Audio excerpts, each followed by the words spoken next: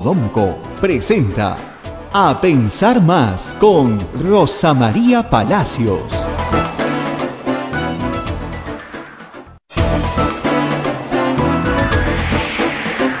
Muy buenos días, señoras y señores, bienvenidos a Pensar Más con Rosa María Palacios a través de las emisoras de la Sociedad Dominica de Medios de Comunicación.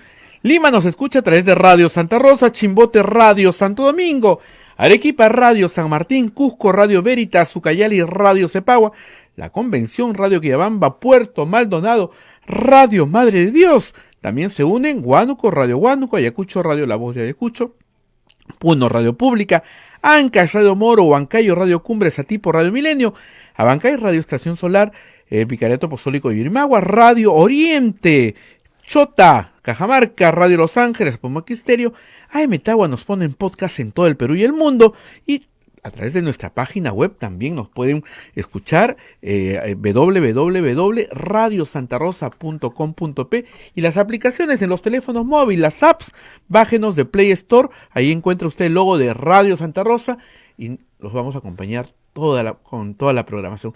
Rosa María, muy buenos días. Muy buenos días, bueno, todos contentos acá en Lima y en el mundo entero, toda la hinchada peruana, porque el Perú quedó entre los 4 mejores de la Copa América. Bueno, milagro de Santa Rosita, porque sí, digan que no.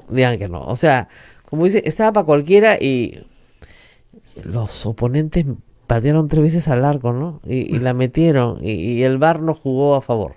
Creo que el VAR es una cosa, como dice, anticlímax, ¿no? Tú estás, ¡gol! No es gol. Uy, qué feo. No sé, son las nuevas reglas del fútbol. Va a ser difícil verlo ahora, pero parece que está mucho más difícil meter gol, ¿no? Eso sí está claro. Meter gol ya está sujeto a toda una discusión sobre si fue o no fue gol, ¿no? Meter los goles va a estar más complicado, ¿no? Y que los jugadores se acostumbren a jugar con las nuevas reglas también, ¿no? Pero en fin, nosotros aquí también siguiendo las cuestiones políticas de la semana, adelantándoles que esta va a ser una semana complicada, sobre todo el viernes 5 con la casación de Keiko Fujimori, que abre muchas puertas. Eso se puede resolver con... Lo escribí ayer y lo voy a comentar ahora también porque creo que es importante. Miren, el caso de Keiko Fujimori es un caso que, sin quererlo ella ni su defensa, puede terminar siendo el precedente para todos los demás casos. ¿Por qué? A ver, expliquemos por qué. ¿Por qué está presa Keiko Fujimori? Keiko Fujimori está presa por una imputación que está en investigación, que se llama lavado de activos. Así se llama el tipo penal que se le aplica, lavado de activos.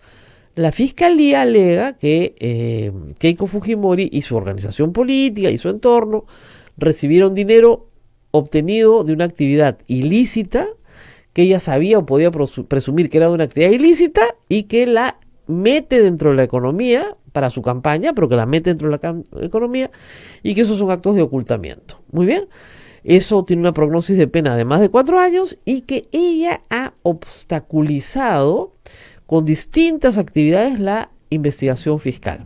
¿Ok?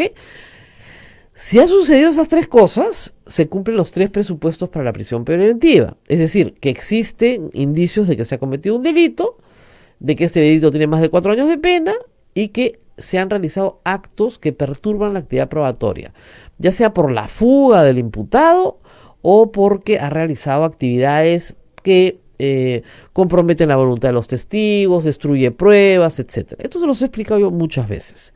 Muy bien. En la primera instancia y en la segunda instancia le dijeron a Keiko Fujimori prisión preventiva. Sobre todo en la segunda instancia por los actos de perturbación probatoria, dando por sentado que hay delito. Pero ¿qué pasa si en la Corte Suprema dicen no vamos a discutir los actos de perturbación probatoria porque están más que probados? Vamos a discutir si hay o no indicios razonables de que ha cometido lavado de activos. Ese es el tema central. Y adelanta una discusión que se va a dar tarde o temprano en la Corte Suprema, porque se va a dar tarde o temprano, sobre qué cosa es lavado de activos, de acuerdo a la forma en la que está tipificado en el Código Penal, y si el lavado de activos alcanza para cubrir las actividades de donaciones de campaña. No hay el delito de financiamiento ilícito de partidos políticos. Lo tiene que haber en el futuro. De hecho, además es un mandato de la reforma constitucional que hemos hecho en diciembre.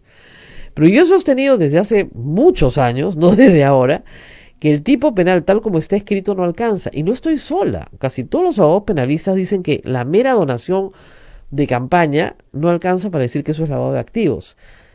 Puede ser que sea inmoral, puede ser que sea ilícito administrativamente, que vaya contra la ley de partidos políticos, pero no es delito, ¿ok?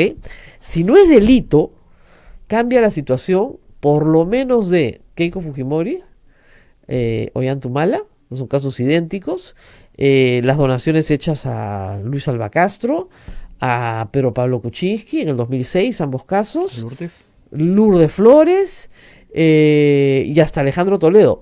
Ojo, no los cohechos, ¿eh? Alejandro Toledo, Susana Villarán tienen cohecho. Susana Villarán tiene cohecho vinculado, pero sí le sacarían en esa situación el lavado. Y el cohecho es 8 años, el lavado es 20 en el caso de funcionario público. Entonces, el lavado deja de aplicarse en esos casos. En el caso de Toledo sí hay lavado, ¿eh? Porque hay testaferro es Maiman, mete en la economía, ahí no hay discusión. Pero en todos los demás casos desaparece el lavado. Aparece lavado donde Nava, por ejemplo. Nava recibe de Odebrecht, mete en la economía, oculta, usa a Tala entrega a García. Eso es lavado. Porque hay todos los actos de ocultamiento de un dinero que sí se sabe es de procedencia ilícita, porque proviene de una coima. Pero en el caso de donación de campaña no hay coima. Entonces, no hay delito de precoima ni estas cosas que se inventaron algunos conductores de televisión. Eso no existe. Entonces, es simplemente código penal. Puede ser que este viernes, cuando se discuta la vista de la causa, la defensa de Keiko Fujimori, o la Fiscalía, o la Corte Suprema, se hacen preguntas sobre el tema de la calificación del delito, o presentan alegatos sobre el tema de la calificación del delito, podemos intuir que están interesados en ese tema. La resolución de la Corte Suprema queda al voto, no se va a resolver este viernes se escucha, ¿no es cierto?, los alegatos, y queda al voto, y la pueden dar la próxima semana o en un mes, ¿no es cierto?, pero la tienen que dar pronto. Esa resolución puede cambiar toda la situación jurídica, como les digo, no solo de Keiko Fujimori, sino de todos los que recibieron fondos de campaña. De ahí su importancia, no es un asunto menor. Y por otro lado, podría ser que la Corte diga no, para nosotros en efecto los delitos están correctamente imputados, no se tiene que probar en esta etapa, es verdad, no se tiene que probar la comisión de un delito, sino simplemente que existan indicios razonables. Si para la Corte existen indicios razonables de lavado, se va a tener que centrar básicamente en el tema de obstrucción de la justicia. Y ahí sí que Keiko Fujimori le va muy mal. Y no solamente le va muy mal, sino que cada vez le va peor, ¿no es cierto? Este fin de semana se ha conocido, por ejemplo, que el director de asesoría jurídica del Congreso, funcionario del Estado, puesto por Fuerza Popular, viaja a Tarapoto, al supermercado La Inmaculada, que es de propiedad del congresista Reatey, a hacer indagaciones sobre el parentesco, un supuesto parentesco de algunos empleados con el fiscal Vela. Entonces, es una tontería, pero ¿a qué va eso, no? Y también hay estos actos de seguimiento, fotografías, etcétera, a los fiscales que conversaban con Daniel Llovera en Curitiba. Entonces, todas esas pruebas las van a aportar también los fiscales para señalar que aquí hay una persecución política organizada desde poderes del Estado, desde funcionarios públicos que responden a los intereses de Fuerza Popular por tratar de perjudicar el proceso. Entonces, por ahí, si van por ahí en la Corte Suprema, Keiko Fujimori se queda los 36 meses en la cárcel. La única forma es que tú digas que eso no existe, y eso es imposible decir que no existe, porque sí existe, es público y notorio que existe, ¿no? Y por otro lado, es importante entender que los 3 requisitos se tienen que dar de manera concurrente, es decir, se cae un requisito y ya no hay prisión preventiva. Si no puede caerse el de obstrucción de la justicia, tal vez sí pueda caerse el de esto es un delito o no es un delito. ¿Se dan cuenta? Ahora, posteriormente, Keiko Fujimori sí puede ser procesada por obstrucción de la justicia. Es un delito que tiene una pena bastante menor, pero de todas maneras es un delito, ¿no? por haber conminado a los testigos a no declarar, por mandar personal del Congreso a hacer indagaciones de manera cuasi conminatoria, ¿no es cierto? Entonces, sí, podría finalmente eso perturbarla, ¿no? Pero justo esta semana que se ve la casación, sale esta noticia este fin de semana que perjudica la defensa de Keiko Fujimori. Aunque la defensa de Keiko Fujimori, no conocemos a este señor, se ha hecho pasar como abogado, el señor niega haberse hecho pasar como abogado, dice que fue en sus vacaciones de una manera personal por una duda que le preocupaba. Bueno, no se mete en procesos ajenos por una duda que te preocupa, ¿no? Pero en fin, esta es la situación de la casación que va a ser bien discutida esta semana, creo que va a ser lo más importante esta semana, al margen de las otras cosas que tenemos que ver, ¿no? Hoy día entregan, el fiscal anunció ayer Anoche. que hoy día se entregan la documentación de los 4.000 folios que había ofrecido el señor Barata. Eso es lo de Barata, ¿no? Uh-huh. Barata ofreció 4.000 páginas. Uh-huh. La palabra folios me hace una gracia, pero en fin. Confunde. Ya, folios. Hablamos como... Suena elegante. Suena legal, ¿no? Folios. ¿Ya? Yo no sé si se refieren a hojas o a páginas, ¿ya? Supongo que a hojas. ¿Ya? Entonces serían 8.000 páginas. Claro. Salvo que estén escritas por un solo lado, ya ni sé. Pero el asunto es que da lo mismo la cantidad de páginas, por Dios, ¿ya? 4.000 páginas son pues 8 libros.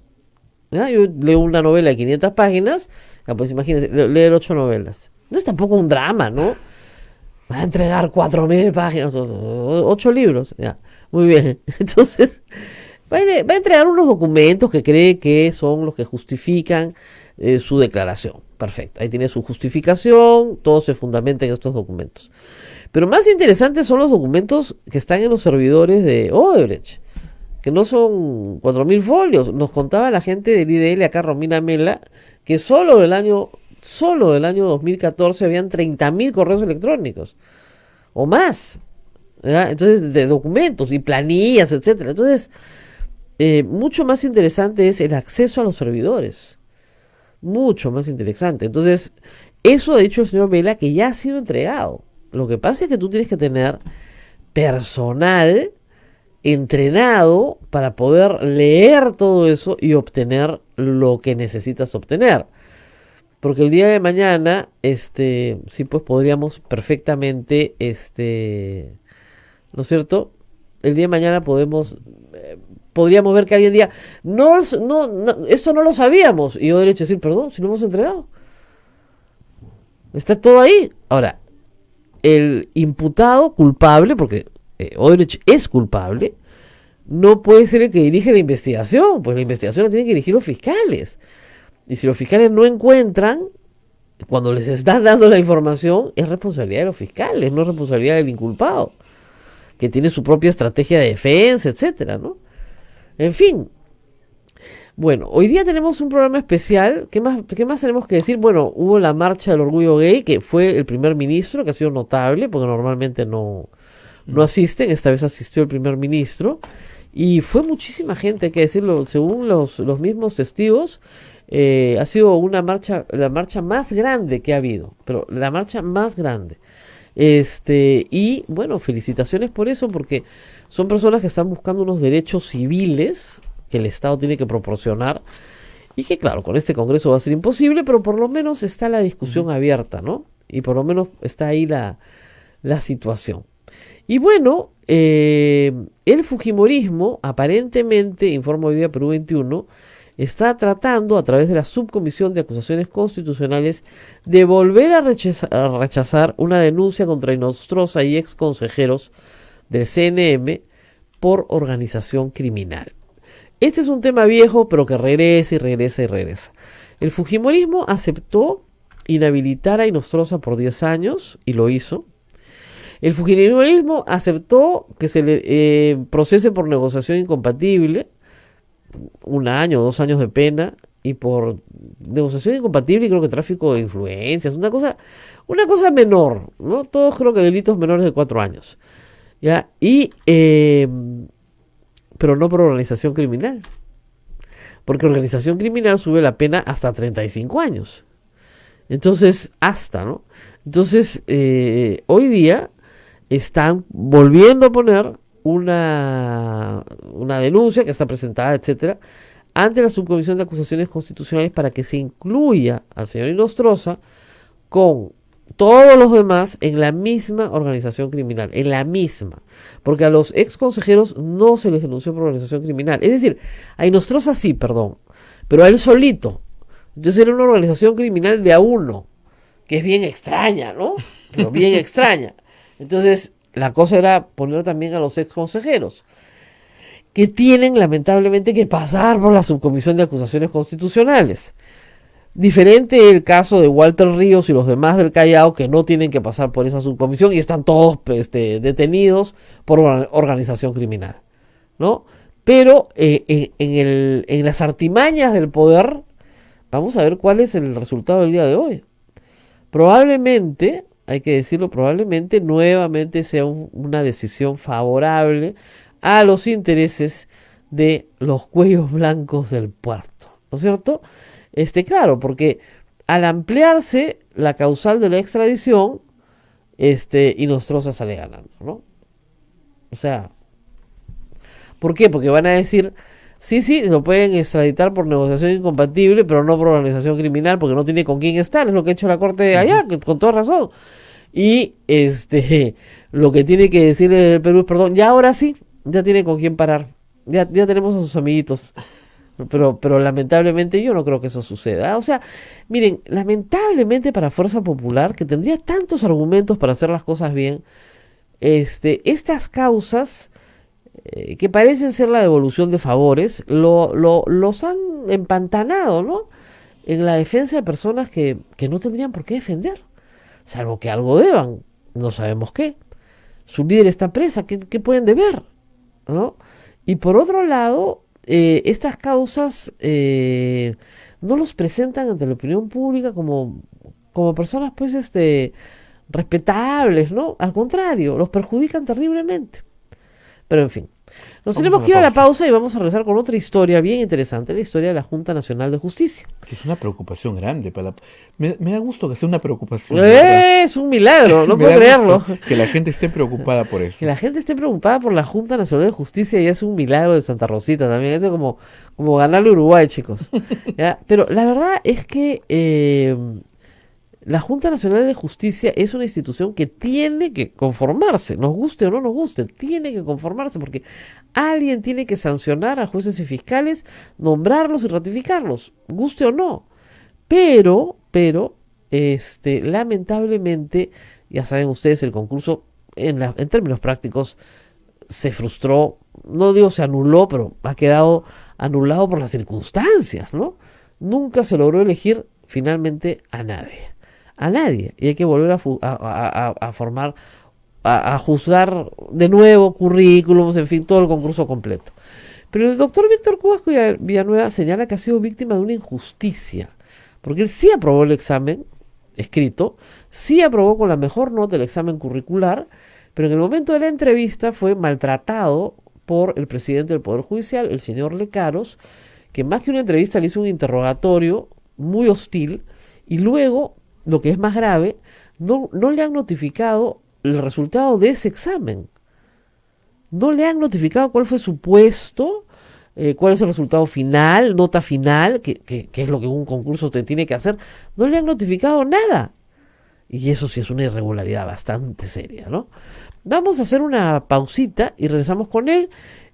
Nos dijo el doctor Azabache que era el perfil de la persona que debería tener la Junta Nacional de Justicia, así que también le vamos a preguntar por su historia de vida, su currículum, para ver efectivamente si este es el tipo de magistrado que tenemos que tener en la Junta Nacional de Justicia. Vamos a una pausa y volvemos.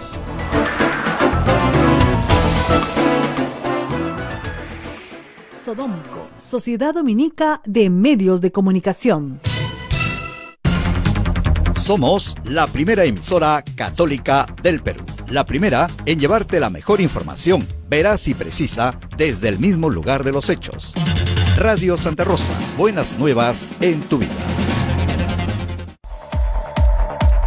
Centro Recreacional Padre Juan Zócolis, amplio local campestre donde podrán celebrar campeonatos deportivos, fulbito y vóley, cumpleaños, 15 años, bodas, despedidas, baby shower. Contamos con amplias áreas verdes, zona de parrilla, servicios higiénicos y 2 canchitas de gras sintético para fulbito y vóley, además de playa de estacionamiento privado. Ubicado en la avenida Riva Agüero 2009 en San Miguel. No esperes más y haz tu reservación al WhatsApp 976-199-425 o 976-373-618. Radio Santa Rosa, 62 años llevando buenas nuevas en tu vida.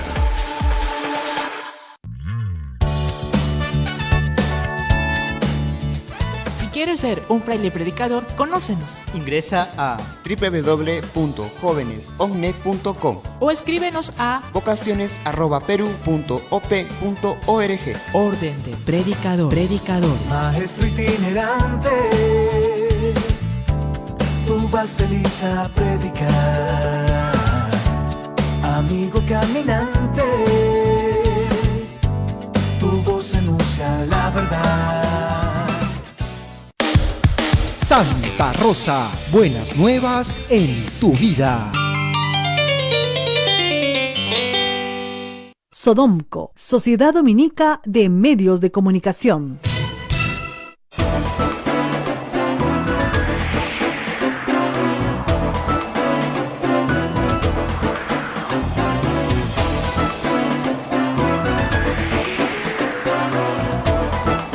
Continuamos con A Pensar Más a través de las emisoras de la Sociedad Dominica de Medios de Comunicación. Lima nos escucha a través de Radio Santa Rosa, Chimbote nos está escuchando por Radio Santo Domingo, Arequipa, Radio San Martín, Cusco, Radio Veritas, Ucayali, Radio Cepagua, La Convención, Radio Quillabamba, Puerto Maldonado, Radio Madre de Dios. También se une a la señal Huánuco con Radio Huánuco, Ayacucho, Radio La Voz de Ayacucho, Puno, Radio Pública, Ancas, Radio Moro, Huancayo, Radio Cumbres, Satipo, Radio Milenio. Abancay nos escucha por Radio Estación Solar, el Vicariato de Yurimaguas nos escucha por Radio Oriente, Cajamarca nos escucha por Radio Los Ángeles, Apumaque Estéreo, AM Tagua a través de los podcasts nos ponen todo el Perú y el mundo, y la página web de Radio Santa Rosa también, www.radiosantarosa.com.p, y en las aplicaciones en los teléfonos móviles. Rosa María. Bueno, estamos aquí con el doctor Víctor Cubas, quien ganó, creo yo limpiamente, el examen escrito para la Junta Nacional de Justicia, su examen curricular estupendo, la mejor nota, y luego pasaron a la entrevista, lo que se llama pruebas de confianza, ¿no? La entrevista personal, y nadie sabe qué pasó hasta el día de hoy, porque le acabo de preguntar si ya le notificaron su nota, y hasta ahora no sabe qué nota sacó. Lo único que sabe es que no lo llamaron a juramentar. Desaprobado. Pero no sabe por qué. Miren a la cara de todos. Qué loco, ¿no? Sí, pues chicos, así es el Perú. Y eso da poca credibilidad a la comisión de selección. Doctor, gracias por estar con nosotros. Gracias por la invitación. Va a tener que acercarse un poquito al micro para que lo escuchen mejor. Yo lo que le quería pedir es conversar primero sobre su trayectoria, porque nosotros aquí, los chicos, yo, Abel, en general, tal vez yo un poquito más, el pueblo peruano no conoce mucho a sus jueces, a sus fiscales. Están muy distantes, ¿no? Están allá arriba, tienen que resolver las cosas. ¿Dónde estudió usted? Yo soy abogado por la Universidad Nacional Mayor de San Marcos. Tengo el grado de magíster en Ciencias Penales por la misma universidad. Tengo estudios concluidos de doctorado por la misma universidad. He hecho un curso de posgrado en Derecho Penal, Procesal Penal y Criminalística. Tengo un curso de inteligencia en la Escuela Nacional de Inteligencia y un número, digamos, considerable de eventos académicos tanto en el país como en el extranjero. Y cuéntenos, ¿de qué es su tesis doctoral? Que todavía no está lista, pero la está preparando. Mi tesis de maestría es sobre el control constitucional y se basó precisamente en la intervención que hizo el gobierno de Fujimori a los órganos constitucionales. De tal manera que eso me mantuvo un tanto más cercano a lo que era en ese momento la intervención al Tribunal Constitucional, al Consejo Nacional de la Magistratura, al Ministerio Público y al Poder Judicial a través de las comisiones ejecutivas. ¿Y ya tiene tema para la doctoral o todavía lo está pensando? Yo debí obtener el grado de doctor porque era candidato y tenía todo completo. Sin embargo, la dedicación al Ministerio Público y a las tareas del ejercicio de la función fiscal, en las que adicionalmente a mis funciones he colaborado en comisiones especiales, ya no me han permitido obtener el grado de doctor. O sea, ya ese es un proyecto ya que... Sí, ya no lo requiero en este momento. No, yo lo sé. Ahora, además del estudio, usted, ¿cómo orientó su carrera? Primero, ¿por qué se decidió por el mundo penal? Yo ingreso al Ministerio Público en el año 1981, cuando lo acababan de crear. Así es, cuando el Ministerio Público empieza su organización como órgano constitucional autónomo y se había nombrado por resolución administrativa en ese momento al primer fiscal de la nación, el doctor Gonzalo Ortiz de Ceballos. Y la grandeza de espíritu del doctor empezó literalmente la organización institucional con un escritorio y una silla. Es verdad, es verdad. ¿No? El decreto legislativo 52. Ah, perdón, 52. O sea, 52. Imagínate, eran los primeros decretos legislativos que aparecían en el gobierno de la UNDE. Y usted era que egresadito. Yo era abogado, egresado en el año 1979. Ah, usted ya tenía 2 años de experiencia. Exactamente. Nada. Y concurso.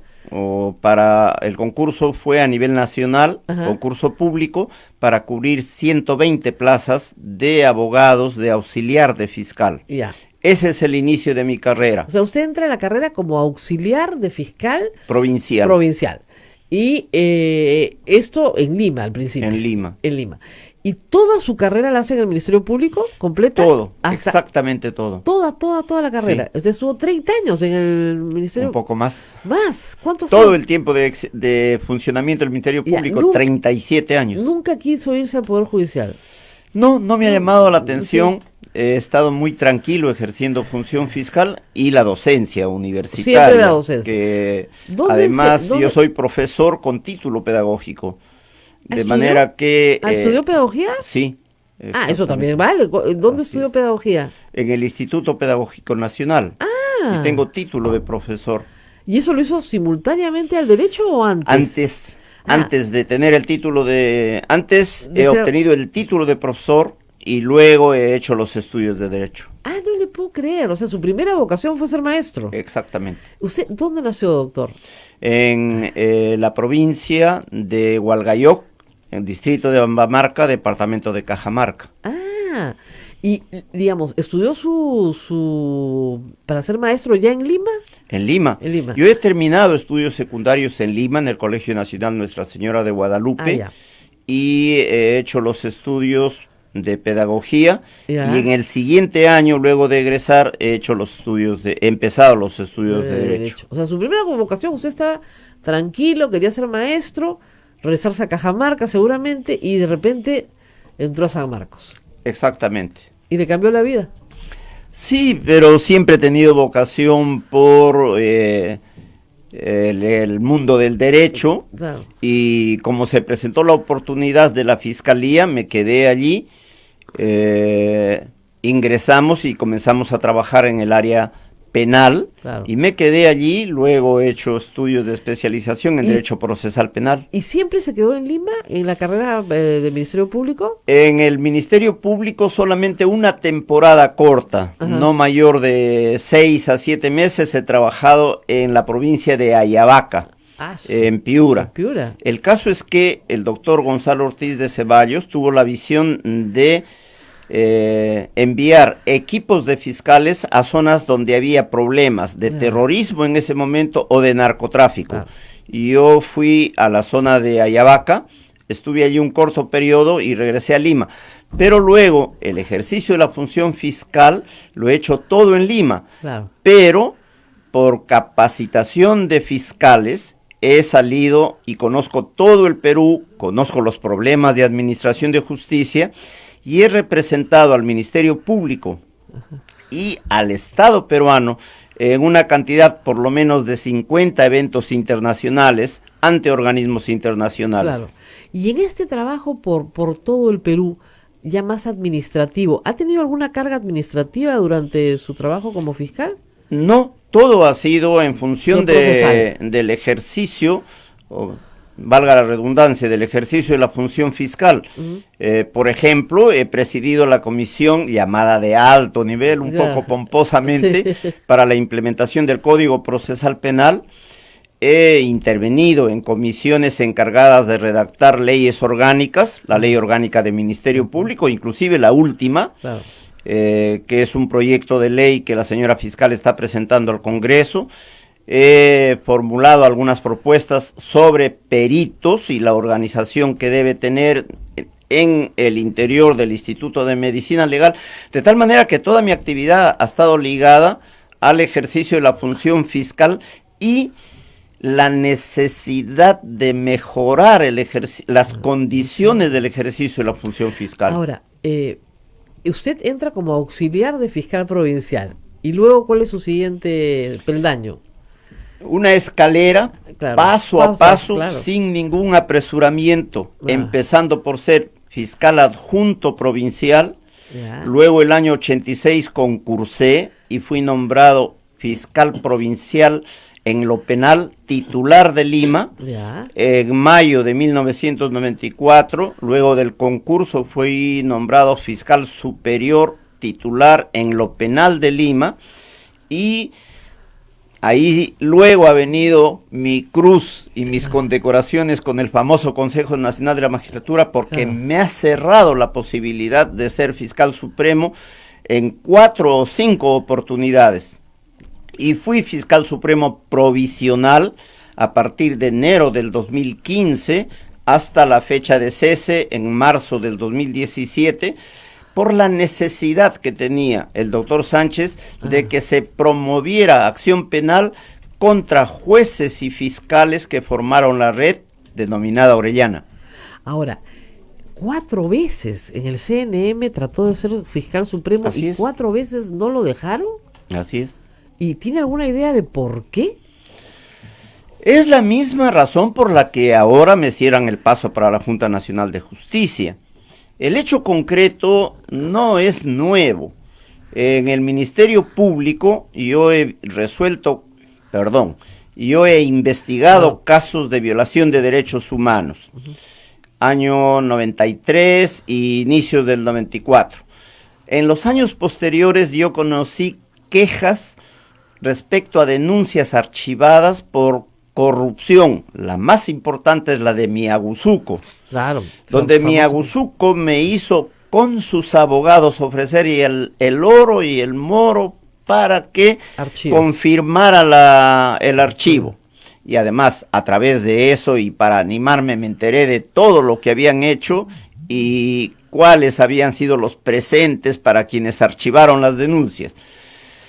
Luego de eso, a la caída de Fujimori, organizamos el sistema anticorrupción en el Ministerio Público, que hasta ese momento era inexistente. Así es. Y contribuimos, ahí está el presidente de Poder Judicial de Lima en ese momento, Salas. Contribuimos a la organización del sistema anticorrupción en el Poder Judicial. Y empezamos en ese momento la lucha contra la corrupción.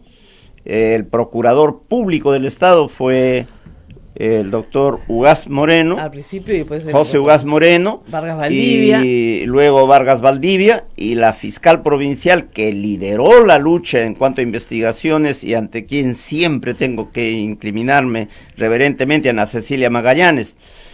Ahí está la razón.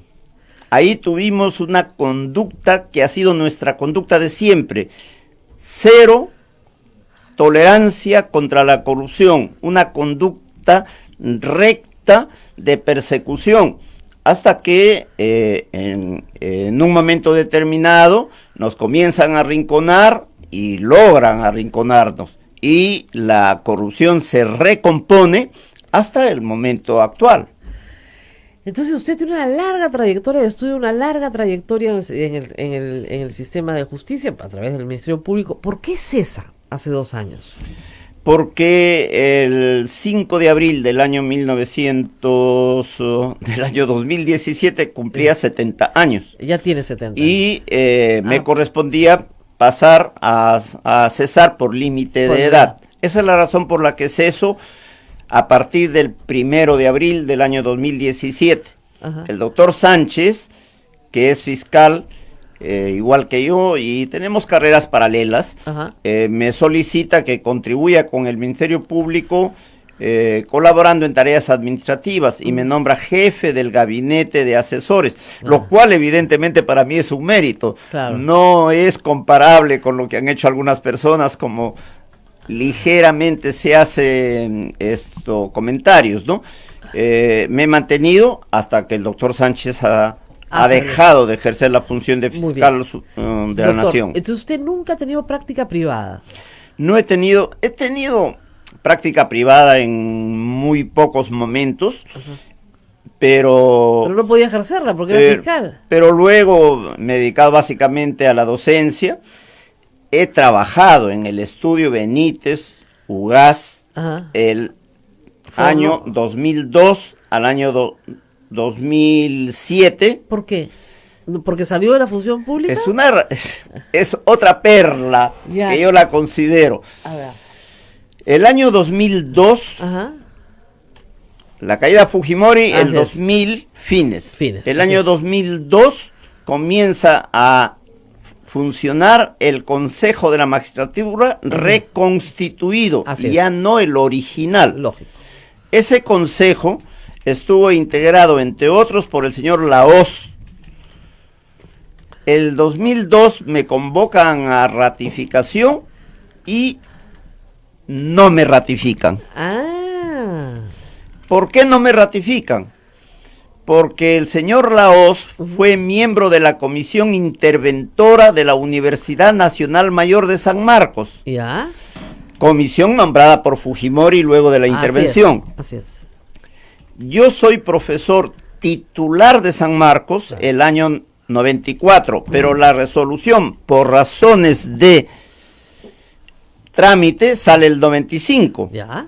El 95 ya se había producido la intervención a la universidad. Así es. El señor Lahoz me remite una carta diciéndome: señor, sírvase presentar sus documentos para la ratificación extraordinaria. No, señor, yo le contesto diciendo: señor, acabo de incorporarme como profesor titular, he concursado de conformidad con la ley universitaria y no hay razones para que haya una ratificación extraordinaria. Y le pongo un párrafo que indudablemente desató las iras del doctor. Los hombres de derecho debemos ser respetuosos del orden jurídico y no someternos a una comisión administrativa. Uy. Punto.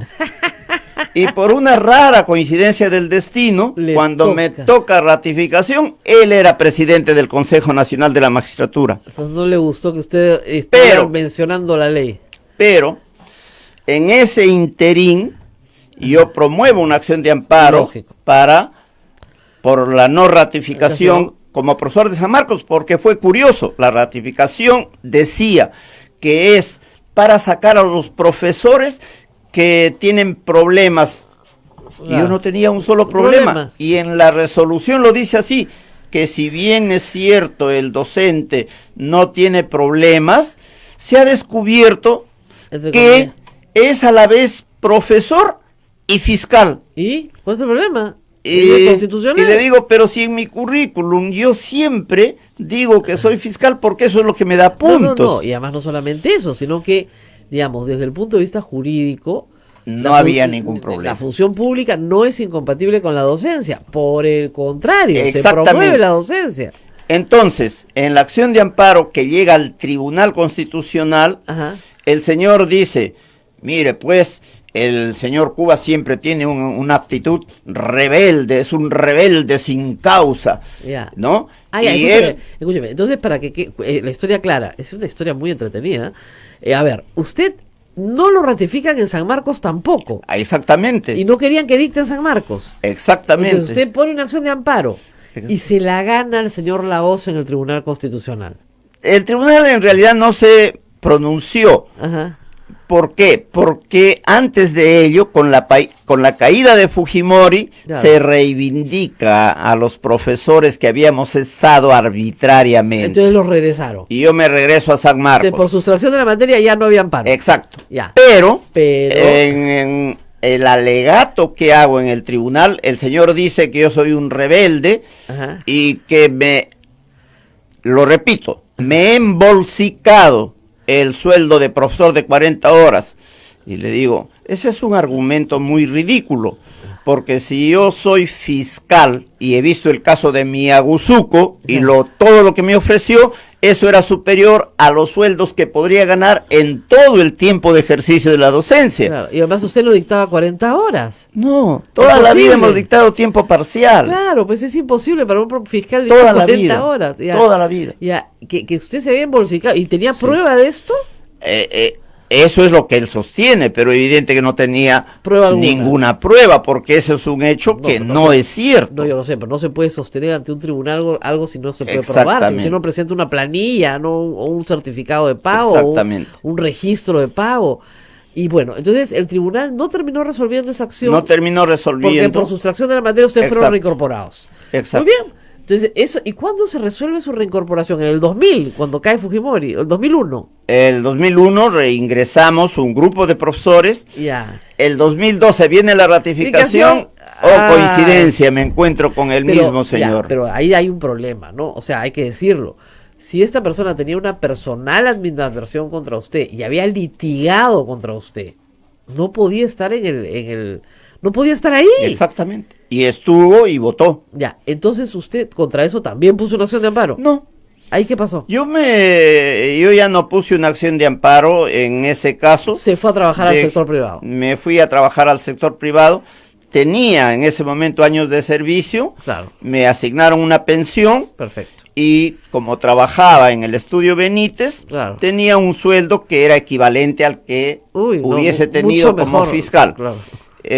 Estuve ahí, pero luego Ajá. se viene la reincorporación como consecuencia de los acuerdos de solución amistosa prácticamente para todos los que fueron cesados Ya. por el Consejo Nacional de la Magistratura. ¿Cuál acuerdo? ¿Qué año fue eso? El año 2007.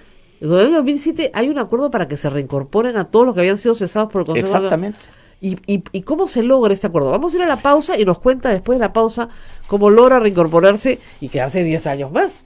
Y hay preguntas también. Claro que hay preguntas, pero primero nos tienen que contar la historia y después vamos a las preguntas. Ya regresamos.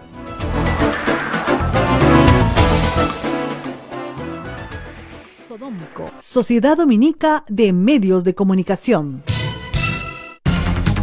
Somos la primera emisora católica del Perú. La primera en llevarte la mejor información, veraz y precisa, desde el mismo lugar de los hechos. Radio Santa Rosa, buenas nuevas en tu vida.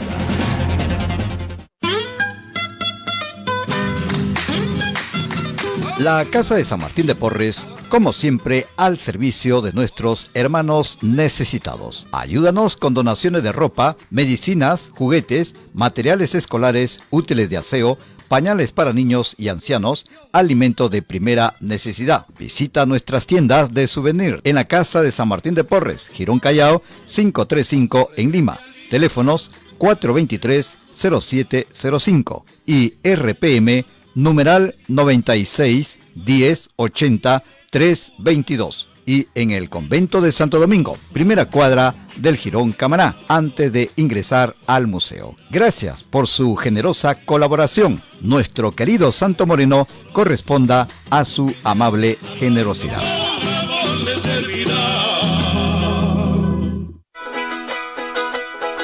En Radio Santa Rosa, hagamos lío con el Papa Francisco. Debemos recordar siempre la dignidad y los derechos de los trabajadores. Denunciar las situaciones en las que se violan estos derechos. Y ayudar a que contribuya a un auténtico progreso del hombre y de la sociedad. Pidamos, hermanos, por el mundo del trabajo, para que a todos se pueda asegurar el respeto y la protección de sus derechos y se le dé a los desempleados la oportunidad de contribuir con el trabajo a la construcción del bien común. Gracias, Papa Francisco. Radio Santa Rosa. Buenas nuevas en tu vida. Benedictio Dei omnipotentis, Patris et Filii et Spiritus Sancti, descenda super vos et maneat semper. Radio Santa Rosa. Buenas nuevas en tu vida. Sodomco, Sociedad Dominica de Medios de Comunicación. Continuamos con A Pensar Más a través de las emisoras de la Sociedad Dominica de Medios de Comunicación. Rosa María Palacios está conversando con el doctor Víctor Cubas. Bueno, es que la verdad es que, como dicen, la biografía es el hombre, ¿no? Hay que seguir conversando porque es una historia fascinante, ¿no? Entonces, el 2007 regresan todos estos cesados porque llegan que habían puesto una acción de amparo conjunta, colectiva, y la habían ganado. A ver, el caso es que en el Perú nunca ha habido una acción seria contra la corrupción. Ya. El Consejo Nacional de la Magistratura, reconstituido el año 2002, emprende una serie de acciones arbitrarias, en muchos casos, contra magistrados. Cuando le reclaman, por ejemplo, en un caso el señor Lahoz dijo, mejor que ni reclamen, porque entre los no ratificados hay jueces homosexuales. No lo puedo creer. Por supuesto, son declaraciones públicas. Entonces, se vino la reacción, ¿y en qué ley dice que un homosexual no puede ser juez? Así es. Entonces, que me señalen ahí en ley. Y él sostenía de que la resolución del Consejo Nacional de la Magistratura no debe ser fundamentada. Allí está la razón por la que el Tribunal Constitucional le enmienda la plana respecto a las primeras no ratificaciones. Claro. Entonces se promovió acción de amparo por muchos magistrados, algunas de ellas llegaron a la comisión. Yo accioné con el patrocinio de IDL, claro, que gentilmente asumió mi defensa directamente ante la comisión. Ya. Pero... Ante la Comisión Interamericana. Ante la Comisión Interamericana. Hasta allá se fueron. Pero el caso es que después regresan todos juntos y revueltos. No hay una lucha contra la corrupción. Claro, ahí regresan. Claro, el Consejo dijo, ya, bueno, nos equivocamos con todos, exacto, entonces que todos regresen. Exactamente. Y regresó papas con camotes. Así es. Entonces nos reincorporan, en el caso mío, a partir de mayo del 2007, y yo reasumo. Entonces usted ha estado en la práctica privada por 5 años. 5 años. De toda su vida laboral. De toda mi vida laboral. No he visto casos, no he patrocinado casos de terrorismo, no, ni de corrupción, ni de narcotráfico, ni de violadores. Tampoco. No, porque en el estudio Benítez no ven eso. Así es. No, definitivamente, ni de terrorismo, ni de narcotráfico, ni de corrupción, ni de violadores. Sería solamente con la absoluta seguridad que se trata de un inocente, ¿no? Pero no es así. Entonces usted veía las otras cosas, estafas, o sea... Otros casos que veía el estudio, claro, de manera general, había muchos procesos que eran en realidad simples, ¿no? Por ejemplo, abusos de autoridad del SAT, claro, reclamos sobre prestaciones de la ONP, ese tipo de cosas. Claro, libramiento indebido, sí, ese tipo de cosas. O sea, ¿qué libramiento indebido, chicos? Cheques sin fondos, estafas, ¿no? ¿Qué es lo que se ve en el mundo empresarial, en materia penal? Muy bien, regresa usted y estaba todo en felicidad y le tocó cumplir 70 años, bueno, la jubilación. Pero al regresar hay un dato que es importante también y que el ilustre señor Lecaro se hizo referencia ese día. Regreso el 2007 y la doctora Bolívar me reincorpora y me nombra fiscal superior coordinador de la Fiscalía Penal Nacional. Bueno. Esta fiscalía tiene 2 competencias: investigaciones en los casos de terrorismo e investigaciones en los casos de violación de derechos humanos. 2 datos con la dispensa del caso, porque no es pretensión, es simplemente un dato objetivo. En el ámbito de terrorismo, logramos en 5 años de investigación la desarticulación de la organización liderada por Artemio. Así es. y además impulsamos las investigaciones por violación de derechos humanos y hasta el 2014 hemos logrado más de 3,000 exhumaciones con la recuperación de los cuerpos de víctimas de violación de derechos humanos. Más del 50% han sido identificados y entregados a sus familiares. De tal manera que, nuevamente con la modestia del caso, si me piden cuentas, yo tengo datos objetivos que exhibir en el ejercicio de la función fiscal. Bueno, y el 2017, 70 años, bueno, me voy a dedicar a la docencia y a ver a mis nietos, ¿no es cierto? Y hacer una vida, pues, ¿no? Tomando el sol en el malecón, en el verano y en el invierno yendo a Chosica o a Cajamarca, pues, ¿no? ¿Por qué decide usted postular a la Junta Nacional de Justicia? Porque como toda persona le concedemos a los demás el beneficio de la duda. Y pese a toda la experiencia que usted ha tenido la gentileza de hacer un recuento y de saber cómo actúan, pensé, y hubo ingenuidad, de que las cosas iban a mejorar. La ley orgánica de la Junta Nacional de Justicia establece que son principios de actuación la probidad, la meritocracia, la objetividad, la legalidad, la transparencia, la publicidad, etcétera, etcétera. Usted dijo, bueno, pues. Entonces vamos haciéndole frente. Soplan nuevos tiempos. Y además usted se siente bien físicamente, salud. No, yo me siento como para poder empezar estudios profesionales nuevamente. Nuevamente, perfecto. Entonces estaba en pleno uso de su razón, bien físicamente, dijo, perfecto. Y viene el examen, y usted lo pasa muy bien, porque claro, yo dije, es profesor. Y si es profesor es más fácil, ¿no es cierto? ¿Dónde enseña usted actualmente, además de San Marcos? En la Universidad Nacional Mayor de San Marcos y en la Pontificia Universidad Católica. ¿Qué dicta en la Católica? En las dos universidades yo dicto Derecho Procesal Penal. Uy, el curso más aburrido de todos. Yo a mis alumnos le digo, lo poco que sé de Derecho es Derecho Procesal Penal. Pero es lo más importante y cómo ha servido. Miren, ustedes que se ríen de mis explicaciones, que yo trato de hacer divulgación jurídica acá, lo saco del procesal penal, pues ¿de dónde más lo voy a sacar? Si les explico qué cosa es la prisión preventiva, lo que les estoy explicando son artículos de ese código. No les estoy explicando otra cosa. Pero es bien importante. Y además porque hay un cambio que ha sido un terremoto en el Perú, que es cambiar de... Mire, los chicos se van a reír porque les va a sonar igualito, pero no es igualito. Hemos pasado del Código de Procedimientos Penales al Código Procesal Penal. No es igual, pues se llaman diferentes para que los distinguimos. Y todavía en Lima se aplica el Código de Procedimientos Penales, que es una desgracia. Es el problema de Toledo, ¿se acuerdan de los dos códigos? Entonces el doctor es experto en los dos códigos, pero sobre todo en el nuevo código, que es el que importa en este momento. Y en su implementación, como hemos visto. Bueno, con todos estos pergaminos, el examen curricular, entiendo que sí le dieron la nota y que tuvo la más alta nota de todos. La verdad que yo fui el primer sorprendido. A mí, las deficiencias que hay en la administración pública, debo ser el primero en enterarme y fui el último.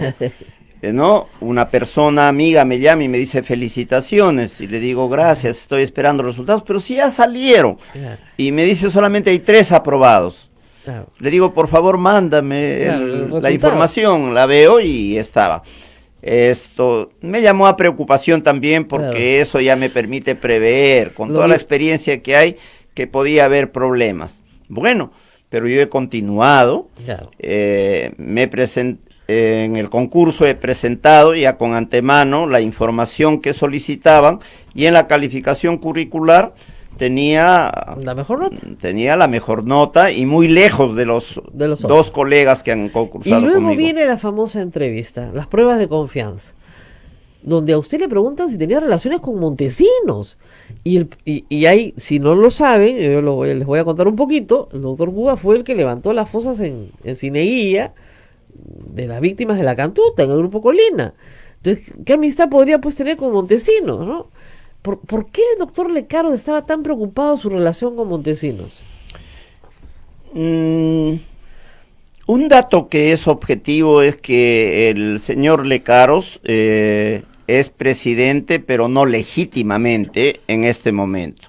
En cualquier institución, el dirigente es elegido por lo menos por la mitad más uno de sus integrantes. Por la mayoría de votos. Por la mayoría de votos. En la sesión de la sala plena en donde se hace la elección, se patrocina la elección de Víctor Prado Saldarriaga para que continúe gobernando Poder Pero Judicial. se le dice que había un acuerdo y que en realidad él no podía volver. Exactamente. ¿No? Entonces los que apoyaban la candidatura del doctor Prado eran 9 magistrados. Que votaron en blanco. Que votan en abstención. Sí, así es. Lo mismo que votar en blanco. Los que se oponían a esa candidatura eran 4, son 13. Claro. Y los que votaron a favor. A favor del señor Lecaros, 5 incluyendo su voto, 6 incluyendo su voto. Pero qué coincidencia que eran de los magistrados que están cuestionados. Claro. Y no por suposiciones Ahora, a este momento, sino por los audios. Ahora, el voto es secreto, ¿no? Así Pero es. todo el mundo sabe quién Así vota es. por quién. Eso es lo más curioso de la Corte Suprema. Y es verdad, nosotros dijimos eso acá. O sea, dijimos, miren, es bien complicado que el presidente del Poder Judicial sea elegido por un número menor de las abstenciones sumadas con los votos en contra. Que esa es la verdad. Pero parece ser, doctor, que usted también lo dijo. Lo dijo en el programa de Glatzer Tuesta. Y eso al doctor Lecaros le cayó aparentemente, digo aparentemente por la entrevista del otro día, mal. Pero ¿usted recuerda alguna otra oportunidad en que sus caminos se hayan cruzado? ¿Algún fallo en contra de una opinión fiscal suya? ¿Alguna actuación fiscal? ¿Algo? No recuerdo, pero deben existir algunas cosas importantes, pero en el mundo del ejercicio de la función fiscal y jurisdiccional nos conocemos y sabemos precisamente cuál es el comportamiento de cada uno de los integrantes. Y esto no es una apreciación que lo estoy haciendo yo en este momento. El señor Walter Gutiérrez, presidente de esta comisión, en declaraciones públicas dice, en el ámbito de la Administración de Justicia todos sabemos quién es quién. Ellos saben pues quién es quién. Y precisamente por eso, conociendo que mi trayectoria es de lucha contra la corrupción y que no voy a ceder un milímetro en eso, los mismos magistrados que lo han llevado con sus votos al señor Lecaros, indudablemente que han concertado con él para que me cierren el paso a la Junta Nacional de Justicia. El señor Lecaros pues es un voto. La doctora... la doctora Ábalos.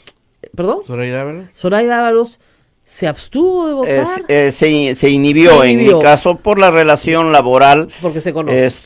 Porque nos conocemos, hemos ingresado a trabajar juntos en el Ministerio Público, hemos juramentado como fiscales provinciales superiores la misma fecha. Ya, ahora, entonces si ella se inhibió y el señor Lecaros votó en contra suya, ¿qué pasó con los otros 5 votos? Indudablemente que el señor Lecaros ha concertado esto con todos los demás. Lo que me llama la atención es que el defensor del pueblo, y lo he dicho en una carta con la que le voy a dejar, hace una carta pública. Sí, con la que estoy pidiendo que me entreguen las notas, así es, que publiquen el cuadro de méritos y que me entreguen un video de la entrevista. Gracias. Le estoy diciendo textualmente ahí que me llama la atención que la actitud prepotente y arbitraria del señor Lecaros haya sido secundada por el señor defensor del pueblo y por el señor Nelson Chac, Contralor General de la República. Y le digo expresamente que el defensor del pueblo debería ser la reserva moral del país y de que no entiendo qué intereses hay en juego detrás de esta decisión. Así es. Ahora, usted pide varias cosas. Pide la publicación de las notas de las entrevistas personales, pero las actas de la deliberación. La publicación de los resultados finales del concurso, porque nadie los ha visto tampoco. Y luego quiere copia certificada del acta que contiene los votos motivados de cada uno de los miembros de la comisión. ¿Tiene que haber un voto motivado o puede haber un voto colegiado? No. La ley establece que es un voto motivado, personal. Personal, muy bien. Eso lo establece el artículo 10 del reglamento de la ley. Así es su reglamento, además ellos mismos lo han aprobado. Muy bien. Así es. Es decir, ¿para qué aprueban cosas que después no quieren cumplir? Y obviamente el video correspondiente a la entrevista personal, que eso ya sí ha sido público, ¿no? Además, en las bases del concurso hay un cronograma que lo modifican a raíz de que solamente 3 quedamos en el concurso. Claro. En la modificación del cronograma establecen entrevista personal el 24, 25, publicación de los resultados. ¿Y no lo han publicado? No lo han publicado. Y juramentación. Claro. ¿No? Ahora, le digo una cosa, hay una cosa bien curiosa con este concurso. Por ejemplo, un requisito era la publicación de toda la declaración de intereses, ¿no es cierto? Nunca la han publicado. Y mandaron a decir a Transparencia, que la requería, que en realidad no le iban a publicar, sino hasta después de la juramentación. Entonces, pero si justamente la declaración de intereses es para saber si las personas tienen intereses o no. Espero que el señor defensor del pueblo acceda a su pedido, pero ya tengo una pregunta más curiosa, ¿no? ¿No será, señor, que usted es percibido como de izquierda? Porque hay una obsesión, ¿no? Usted es caviar, rojimio, rojete, alguna de esas cosas, pues. Entonces, y estos señores son, la mayoría, han llegado al cargo con, el señor defensor del pueblo ha llegado al cargo con los votos del APRA, propuestos por el APRA y con los votos del fujimorismo. Y los otros serán pues muy conservadores o tendrán una enemistad personal con usted. Una de las primeras observaciones que se hizo por parte de analistas que están atentos al desarrollo de los acontecimientos es por parte de Cruz Silva, claro, que es una abogada joven, ha venido muchas veces acá está en México, de Defensa Legal, y ella hacía ver lo peligroso que era estar conformando una comisión de la manera en que ha quedado plasmado en la Constitución y en la ley. Y es que el hecho de que la comisión esté integrada por el defensor del pueblo, que es nombrado por el Congreso, por el presidente del Tribunal Constitucional, que es nombrado por el Congreso, y por el Contralor General de la República, podría traer consecuencias no deseables. Politización. Pero yo en realidad no he discrepado públicamente, pero reitero, le doy el beneficio de la duda. Pienso que una persona que ha llegado a ocupar un cargo de ese nivel no debería prestarse a un juego que es mezquino, arbitrario, contrario a la ley, etcétera. Pero la realidad es muy terca y me da la contra. Yo sé, pues, pero su biografía, usted tiene la fosa de Cineguilla. Usted tiene que, asume su defensa el IDL, Satanás. Entonces, va al programa de Glatzer Tuesta. Usted tiene que ser caviar, rojete, rojimio. Una de las... usted no está con Montesino. Algunas de las críticas que me han hecho es precisamente eso. Vi una que decía... Fiscal de la Nación nombra nuevamente a Víctor Cubas como jefe del gabinete. Me han visto en el Ministerio Público y ya pensaron que era jefe de gabinete y no era simplemente, le iba a hacer unas consultorías externas en temas específicos, ¿no? Y decían que soy integrante de los muchachos de Gorriti, los Gorriti Boys, ¿no? ¿Sería usted su papá? La verdad que conozco al señor Gorriti. Obviamente, por la importancia que tiene en el periodismo nacional. Jamás he coordinado con él alguna cosa. He asistido a entrevistas con Glatzer Tuesta como lo hago con cualquier otro medio de comunicación y con cualquier otro periodista. No tengo filiación política, no he defendido a personas que han cometido delitos graves y mi trayectoria está ahí, que la pueden examinar. Muy bien, un viejo fiscal ya está jubilado, no tan viejo, pero sí, y no voy a decir, me reservo el nombre, me dijo una cosa una vez, mira, me dijo, tú puedes llegar a ser fiscal supremo sin el APRA, pero nunca contra el APRA. ¿Eso es verdad? Mira la sonrisa del fiscal. Lo curioso es que yo he sido nombrado fiscal provincial en el gobierno de Alan García. Claro. Provincial, fiscal provincial, el año 1986. Bueno, el primer gobierno, pues no habían aprendido todavía. Primer gobierno. De verdad que no habían aprendido todavía. Claro. Porque luego de ese concurso, nunca más. Para postular había que prestar el carnet del partido. Eso es un dato objetivo. Hasta el 93, digamos, sí, claro. Sí, pero posteriormente no he tenido necesidad. Nunca contra, sí. pero contra. Exacto. ¿No se habrá puesto usted contra el APRA en algún momento de su carrera? No sé, yo no he tenido declaraciones públicas contra ellos, por lo mismo No, contra sus intereses, pues, doctor. Contra sus intereses debe ser en el ejercicio de la función fiscal. Yo recuerdo una oportunidad en que había un caso, y era un caso pues grave, que quien tiene un mínimo de dignidad no puede hacer cosas indebidas. Yo era fiscal provincial, se produce un asalto y robo, y está comprometido el prefecto del Callao, militante del partido aprista. Y si vino una cantidad de presiones para que se lo sacara a esta persona, y yo no he accedido. ¿Y eso en qué año fue?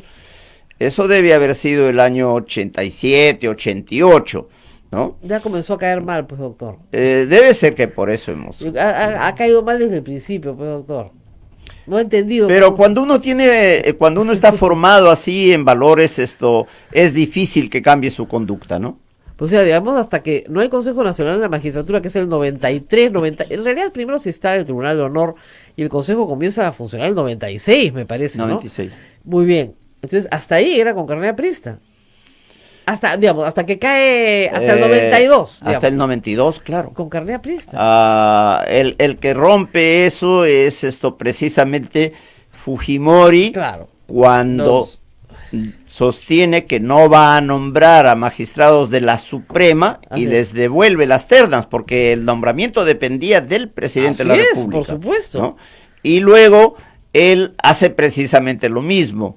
Exactamente. Una pretensión de controlar todo lo que son nombramientos de jueces y fiscales. Claro, lo que hace Montesinos en realidad es crear un circuito, ¿no? Su circuito, ¿no? Tenía a Blancanelia Colán en la fiscalía y tenía a varios jueces, pero que él controlaba, pero no necesitaba controlar todo el Poder Judicial, si el resto hagan lo que quieran, yo controlo mi circuito. Y esa era la idea. Doctor, y después de esta carta le van a contestar seguramente porque no hay posibilidad de impugnación de la decisión, como sabemos bien. Y se viene otro concurso. Yo que usted vuelva a concursar. Me está tentando realmente la idea de volver a concursar. En realidad, como digo, yo he sido, me he sometido todo lo que le han dicho, a los requisitos que ha impuesto. He querido creer que va a haber una actuación correcta. Al final la realidad ha predominado, pero yo sigo creyendo que las cosas tienen que enmendarse. Lo grave del caso es que, y esto es un dato objetivo, con esta actitud que han hecho, ¿no? Impiden que se empiece a constituir la Junta. Pero no solamente eso, impiden que haya pronunciamiento contra los magistrados que están comprometidos en situaciones irregulares.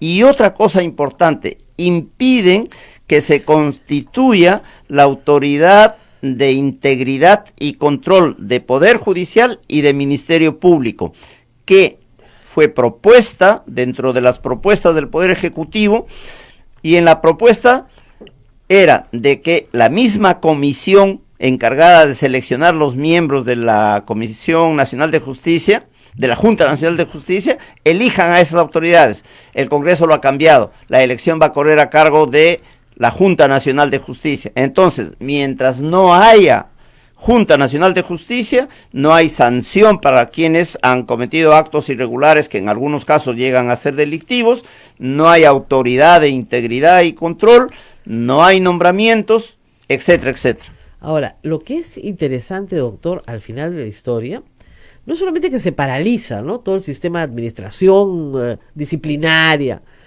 sino que yo no sé quién va a postular en el próximo concurso. O sea, porque si se lo vuelan a usted, que tiene pues 30 y tantos años en el sistema fiscal, 40 años de docente, maestría, candidato a doctorado, ¿quién va a postular? O sea, y usted no le ha hecho daño a nadie, no tiene ninguna imputación directiva, no tiene procesos. El señor Patrón sí tenía un proceso que no se dieron cuenta que tenía. Pero ahí uno se da cuenta, pues, la negligencia con la que se ha manejado el asunto, ¿no? Y quiero dejar constancia de algo. No es solamente que ha habido un filtro. Claro. El primer filtro es de que tenían que declarar candidatos aptos. Claro. Y eso se produce en los primeros momentos. Claro, que son 25 años de carrera, no sé Exacto. qué, pero hay un no tener proceso, por código, no tener sanción administrativa, etcétera. No. ¿Cómo lo declararon apto? No, y dice claramente, no tener sanción administrativa por ningún tribunal de ética. Así. Y el problema es que el Jurado Nacional de Elecciones sanciona al señor Patrón como tribunal de ética por haber recibido 2 remuneraciones. Él impugna eso en el contencioso administrativo. Eso es otra cosa, pero la sanción sí estaba vigente. El otro aspecto, el otro Entonces, filtro es tú no podías pasarlo. que han habido pruebas de confianza y se las ha prestado. La declaración jurada de bienes y rentas, la Así declaración jurada de intereses, que dicho sea de paso no tengo ningún problema que se publiquen, claro. Por mí no hay ningún problema. Luego los 2 exámenes, psicológico y psicométrico. El día 15 de junio, que vamos a rendir las pruebas, se reúne con los 3 candidatos, el señor Nelson Chac, y él dice, ustedes ya han cumplido más o menos con todo. Más del 90%, están a un paso de ser nombrados miembros de la Junta Nacional de Justicia. El resultado de esas pruebas de confianza las entregan el lunes siguiente, 17, y nos piden que levantemos algunas observaciones que habían hecho hasta el 19, que si no se levantaba eso, no podían sacar el resultado, el cuadro con los aptos para la entrevista. Y salen los 3 aptos para la entrevista. Ese era otro filtro. ¿Cómo se les pasó nuevamente la información?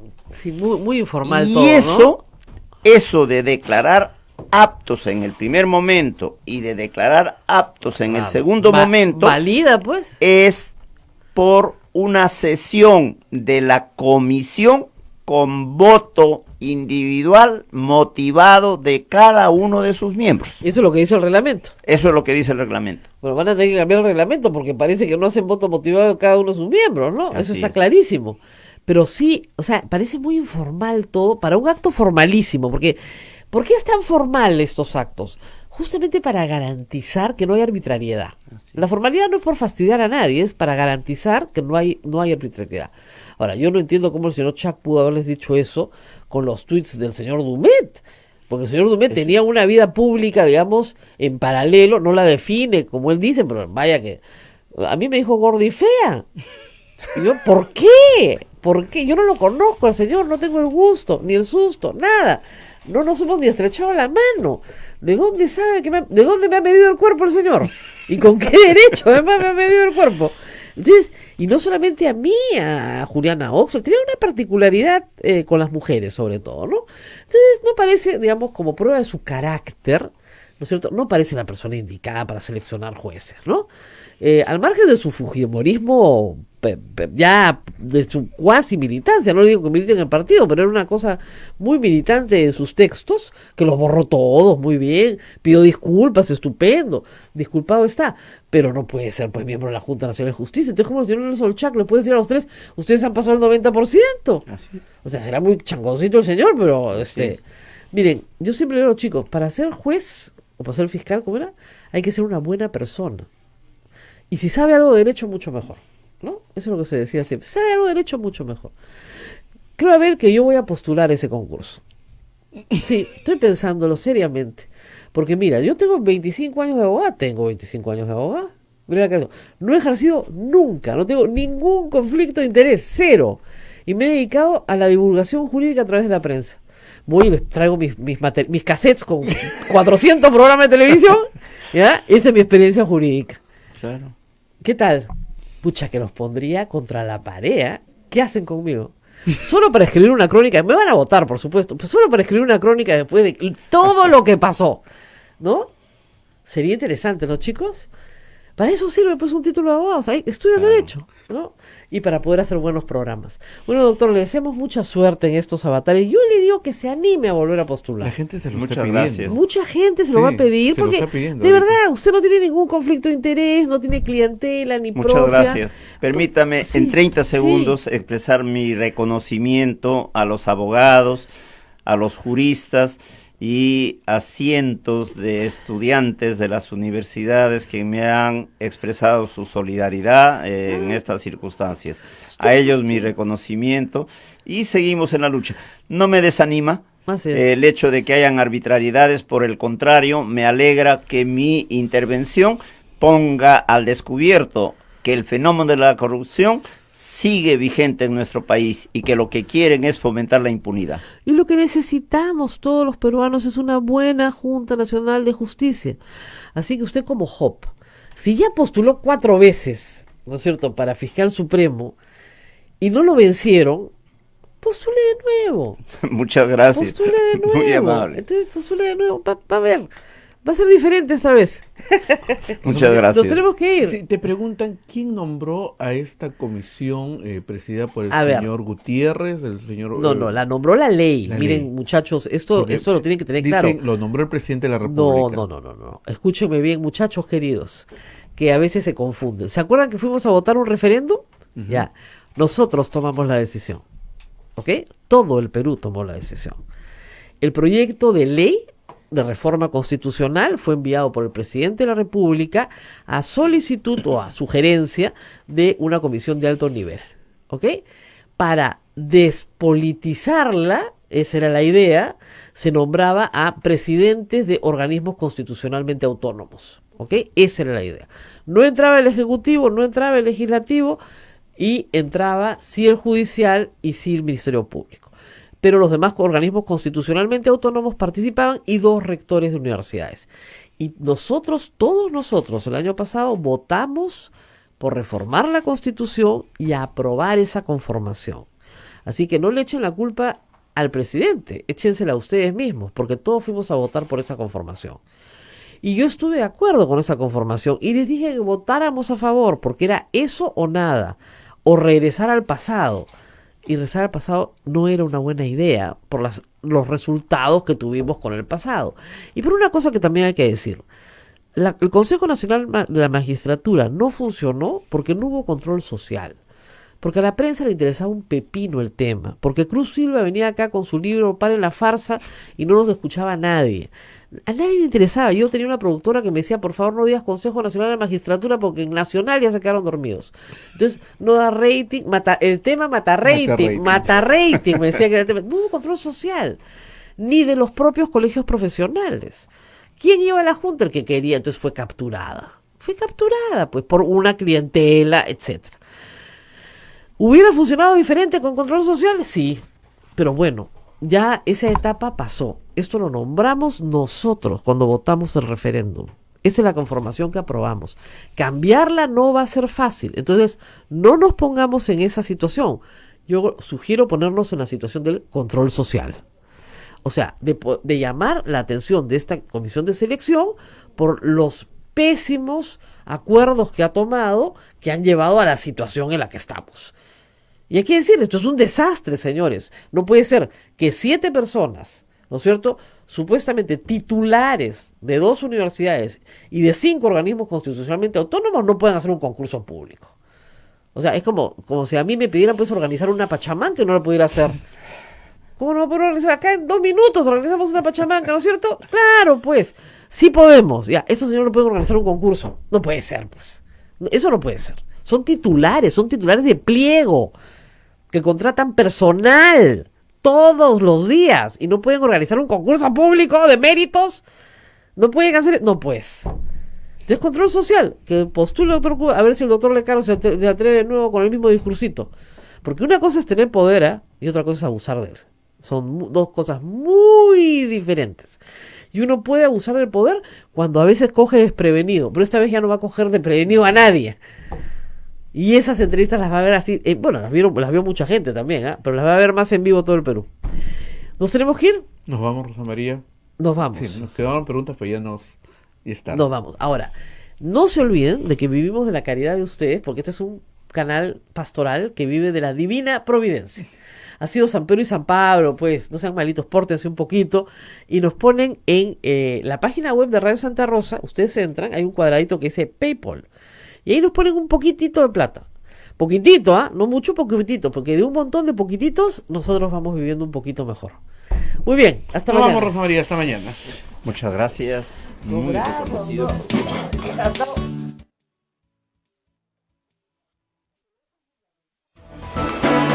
Hasta aquí, A Pensar Más con Rosa María Palacios. Este programa fue producido por la Sociedad Dominica de Medios de Comunicación, Sodomco.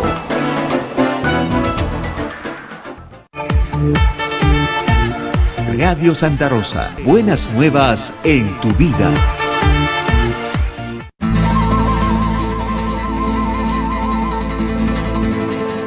Hola amigos, los saluda Silvia Falcón. Les tengo una noticia espectacular. Desde este lunes a las 11 de la mañana estaré junto a ustedes compartiendo una hora de entretenimiento, cultura y mucha música peruana. Los espero. Ya saben, alta frecuencia a través de Radio Santa Rosa, buenas nuevas en tu vida.